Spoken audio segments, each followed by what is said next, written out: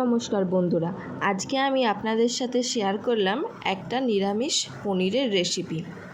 পনিরটা এত সুন্দর খেতে হয়েছিল, জাস্ট বলার মতো না।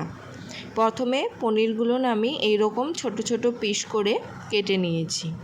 এরপর পনিরটাকে নুন আর দিয়েছি কাশ্মীরি লঙ্কার গুঁড়ো দিয়ে ভালো করে ম্যারিনেট করে এটাকে আমি রেখে দেব। আর অপর দিকে একটা মিক্সিং জার নিয়েছি, তার মধ্যে দিয়ে দিলাম পোস্ত 1 চামচ, কাজু বাদাম আর দিয়ে দেবো এখানে কিশমিশ। তারপর সবশেষে দিয়ে দিলাম টক দই দিয়ে এটা ভালো করে পেস্ট করে নেব। আর কড়াটা বসিয়ে নিয়েছি, তার মধ্যে দিয়ে দিলাম তেলটা গরম হয়ে গেলে পনিরগুলো দিয়ে ভালো করে কিন্তু একটু ভেজে নিতে হবে। অনেকেই হয়তো পনির ভেজে জলে ডুবিয়ে রাখেন পনির শক্ত হয়ে যাবে বলে, কিন্তু আমি করলে কখনো এরকম ডুবিয়ে রাখি না, এরকমভাবে ম্যারিনেট করে ভেজে তুলে নিই।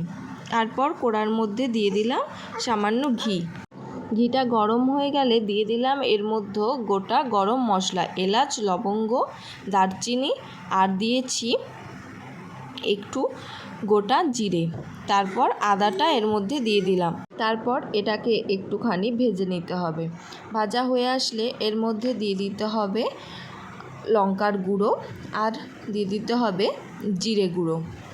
তারপর আবারও ভালো করে আমি এটা কষিয়ে নেব।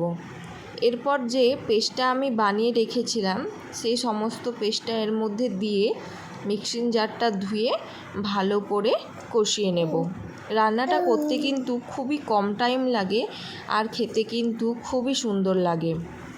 তারপর উপর থেকে দিয়ে দিলাম গরম মশলার গুঁড়ো আর দিয়েছি একটু নুন আর অল্প একটু চিনি। নিরামিষ রান্নার জন্য একটু চিনি না দিলে বেশ ভালো লাগে না।